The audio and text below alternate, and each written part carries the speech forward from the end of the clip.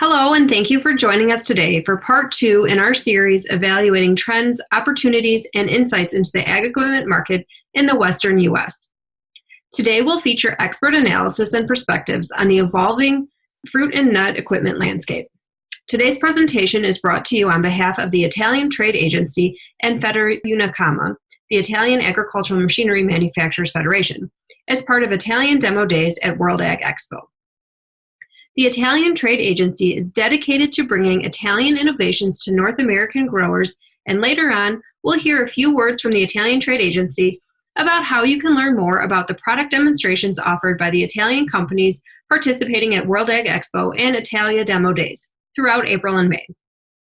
With over 200 specialty crops grown in California and the surrounding states, the Western agricultural region and the supply chain that serves the equipment needs of growers in the region offers a variety of opportunity for professionals in the farm equipment industry.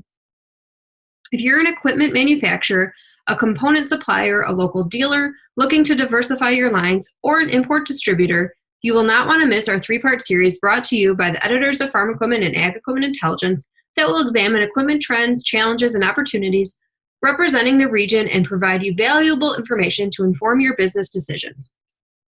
Today we'll start off with a short overview of the permanent crop market in California, and then we'll hear from Mike Colombo, the sales manager for Key Dollar Cab, a company that makes aftermarket cabs for orchard tractors. Thank you again for joining us today, and to the Italian Trade Agency and Federuniacama for the support of this series. Enjoy the program. Okay, with that, let's get into the start of our presentation on the permanent cropping equipment in the Western U.S., exploring opportunities, objectives, and obstacles with fruit and nuts. According to the 2017 USDA Census of Agriculture, California was the top U.S. state for agriculture sales that year at $45.1 billion, making up 11.6% of U.S. farm receipts. Another 2018 report from USDA put California's total sales at $49.8 billion, 13.4% of the U.S. total for that year. Much of this high-volume production comes from the Central Valley, a 450-mile-long strip of land running through the state from top to bottom. It is in this area that 7 of the top 10 counties for total crop sales in the U.S. are located, according to the 2017 USDA Census of Agriculture. The Central Valley is responsible for producing large fruit, nut, and vegetable crops. For example, according to a 2016 report from USDA, California produced 6,641,423 pounds of almonds in that year, 100% of all U.S. crop production. California has seen several shifts in acreage among its key commodities since the 2002 USDA Census of Agriculture. Some of this came in the form of notable decreases. For example, according to that data, wheat from grain acreage decreased 44.5% from 410,369 acres in 2002 to 227,712 in 2017. Some permanent crops, despite their increasing prevalence in California, also saw decreases, namely between the 2002 and 2017 censuses. Total orange acreage decreased by 31.9%, and peach acreage decreased by 51.8% in that same time frame. Other crops saw growth in acreage, though. Grapes, for example, saw a slight increase between these surveys, with an acreage increase of 5% to 935,272 acres in 2017 from the 890,896 acres in 2002. Data shows nut crops in particular increasing in acreage. Almond trees have been present in California since the early 1900s, but their presence didn't start to become significant until the late 1980s. And almonds have seen an increase in acreage in the last 2 decades, rising from 696,424 acres in 2002 to 1,265,815 in 2017, an increase of about 82% according to USDA Census of Agriculture data. Walnut acreage rose 43.6% in that same period, from 289,742 acres in 2002 to 416,201 acres in 2017. Pistachios saw the greatest percentage increase in acreage, up 175.5%, from 121,562 acres in 2002 to 334,949 acres in 2017. Nut crops as a whole have played an increasingly important role in California agriculture in recent years. In the 2018 to 19 California Agricultural Statistics Review, all three of the highest acreage nut crops, almonds, pistachios, and walnuts, were in the top 20 commodities in California for 2016 to 18. Okay, so now let's switch gears a little bit and look at a little bit about some of the equipment needs in California. So equipment needs in California differ from Midwestern agriculture, particularly when it comes to larger equipment trends being affected by the rise of permanent crops. This trend to orchards can also impact tractor sales trends. One dealer we spoke with said that while they still have a market for combines and those larger horsepower tractors, the orchards, you really want that 100 to 125 horsepower tractor segment. Using data from the USDA Census of Agriculture, it can be seen how the state has trended away from smaller tractors and combines. Between 1997 and 2017, the total number of tractors in California increased 2.7%. In the same period, the number of tractors on California farms with less than 40 horsepower decreased 25.1%. Tractors with 40 to 99 horsepower increased 7%, and tractors with over 100 horsepower grew 70%. Combine ownership decreased 27.7%, the largest decrease among the covered equipment categories. Okay, and now we're going to switch gears and do a little one-on-one conversation with Mike Colombo, the sales manager of Key Dollar Cab. All right, well, Mike, thanks so much for joining us today. To start off, can you just share a little bit about your background in the company that you're with? Yeah, so I'll start with my background. My background is I grew up in Oakdale in California, sort of the very center of the Central Valley. California call ourselves the breadbasket of the world. So I grew up working on used nut harvesting equipment as a kid, all the way basically through college. Then I got involved in a dried fruit company and did online marketing for the dried fruit company. Now I work for Key Dollar Cab. We make permanent fit, robust orchard cabs. Because basically in California, for the permanent crops like almonds, you're taking as much horsepower as you can and shoving it through this really tight, dense orchard. So the standard tractor cabs don't hold up in that environment. So we developed a very robust cab for that particular industry. Okay, and would that be whether it's nut trees like that, or a fruit tree? Is that going to be a similar type situation? Great question. So our product is mostly in the nut industry. There's some farmers that put it in their fruits, in their prunes, or their other stone fruits, but I'd say probably 90% of them are in almonds, walnuts, and pistachios, and then 10% of them are in fruits. And that's because the fruit orchard, they use different growing practices, and they're not as tough on their tractors. They need these incredibly robust tractors. Plus, the tractors that we shove in the almond industry are a little bit bigger in general, and they don't tend to lend themselves as well for other fruit industry. But occasionally we're in the fruit orchards as well. Okay. Just wasn't sure how close to each other those two tree types were. So yeah. And then what are some of the current equipment trends that are kind of shaping that permanent crop market in California and the Western U.S.? Yeah, one of the big ones that we're seeing right now is they call it sanitation or orchard hygiene or orchard health.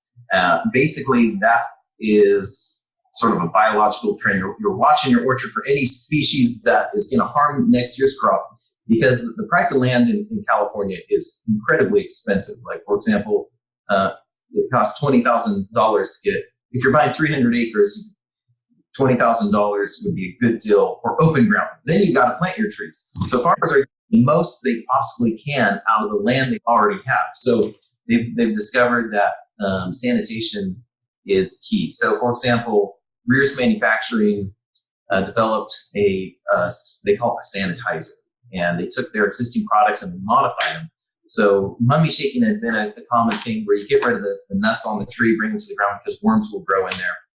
and then you can get rid of that and protect next year's crop. So sanitation is a good one. Get the most out of the current land you have. I'll give you another product.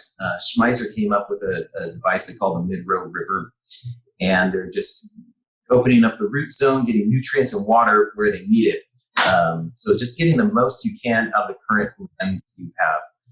Another one that's changing the market equipment trends is the government's paying growers to change their growing practices. It's sort of strange to even think that. It never happened as whenever I was young. I never thought this would happen. But for environmental reasons, the government's getting involved in paying growers to change their growing practices. And a lot of that revolves around machines. So for the last few years, they've been paying growers to get rid of their old diesel engines and buy equipment with newer diesel engines. So that really helped the sale of new equipment. But now, very, very recently, growers are being paid to get rid of their old dusty machines, because almond harvesting in California is typically incredibly dusty. So they're getting paid to remove their old dusty machines and replace them with a lower dust model. We haven't developed anything that creates no dust, but there are lower dust models. So that's created a new drive in the market. For example, Peckway out of Pennsylvania is now making a low dust harvester. And the reason that's unique, California is on one side of the map, Pennsylvania is way on the other side of the map. There's no almonds in Pennsylvania, but they're saying like, hey, if low dust is a need, well, we want to try to help solve that problem. Right. Tanias from Spain has been jumping into the market to solve this problem. And they have come up with a really unique solution that's different than anything we've ever seen. But with that, they have some new challenges with changing our growing practices.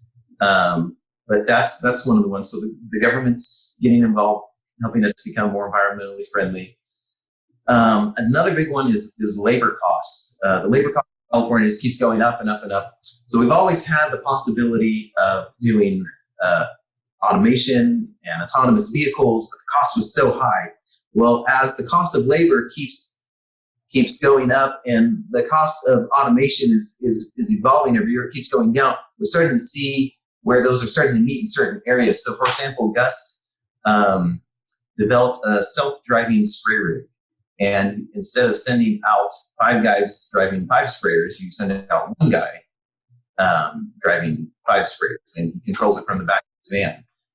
So now the cost of automation is catching up with that. So those are probably the 3 most biggest equipment trends I'm seeing right now. Okay. And then how do you see this market evolving in the coming years, and kind of what equipment innovations will be key to kind of advancing the permanent crop industry? Touched on a little bit on that automation note, I guess. Yeah.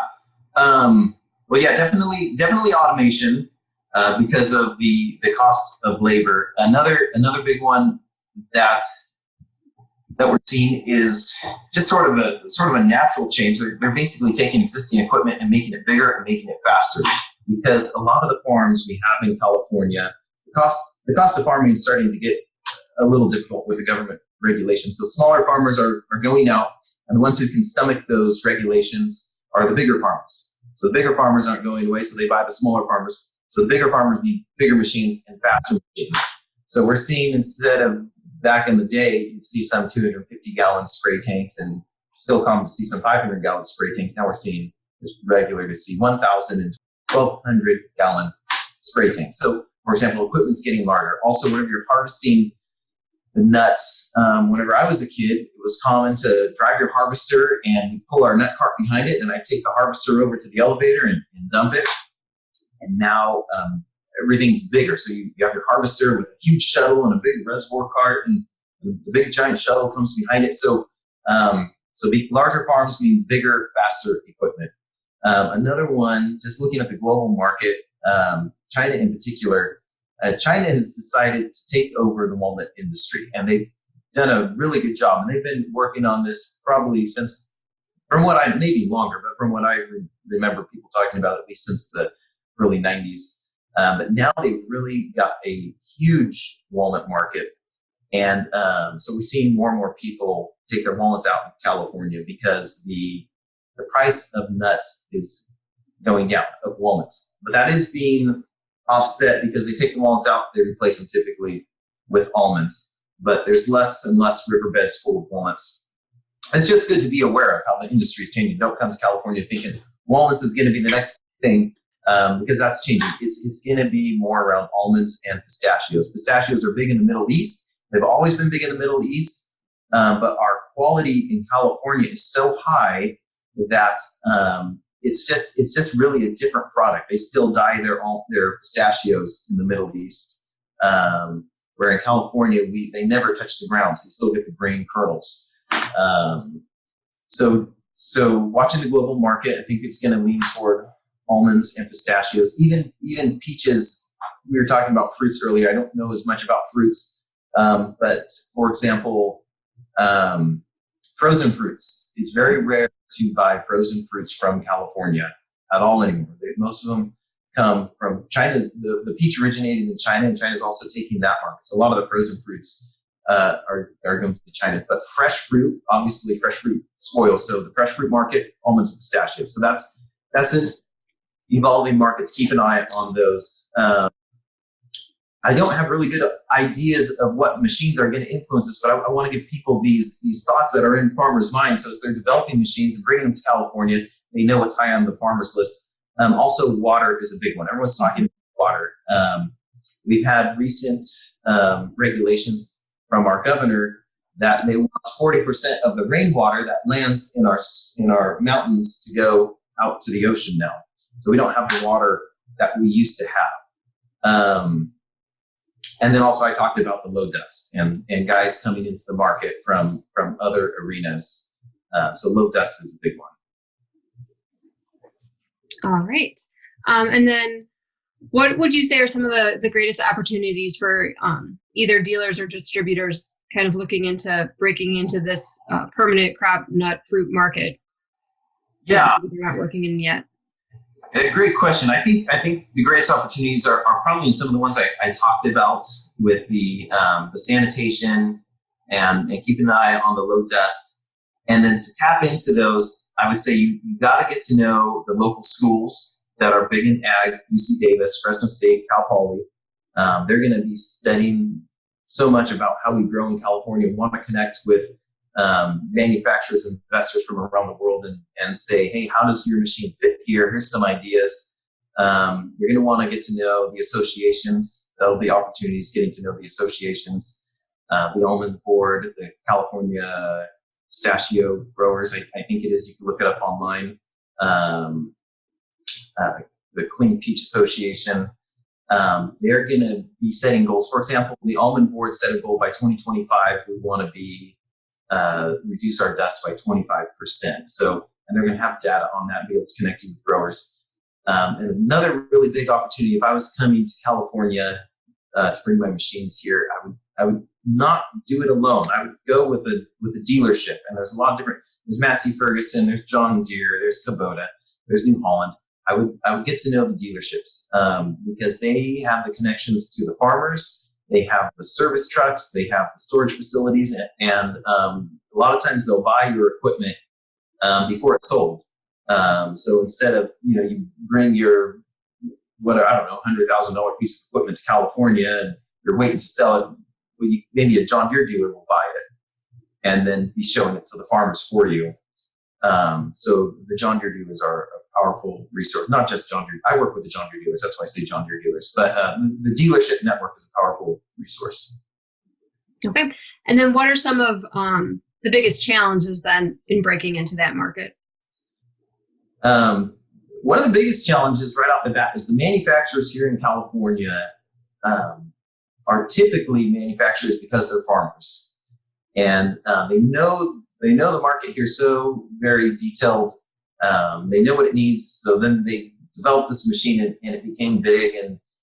And so that will be a few challenges for new incomers because the manufacturers, they know the market, they know the fellow farmers, and they built those really tight, close relationships. And some farmers, it's really they don't like change so much, and a lot of the bigger farmers, another opportunity. I didn't list this as an opportunity, but it came up with the bigger farmers. We sort of have a saying. It's good and bad in a way, but we say they farm with a pencil. So if you come in and you show them how your machine saves them money or makes us more efficient, they aren't so much in tune with that relationship sort of thing. If they're farming with a pencil, so to say. Another challenge you're going to see if you don't work with the dealerships, it's not that the dealerships are going to be neutral. They're going to be for you or they're going to be against you.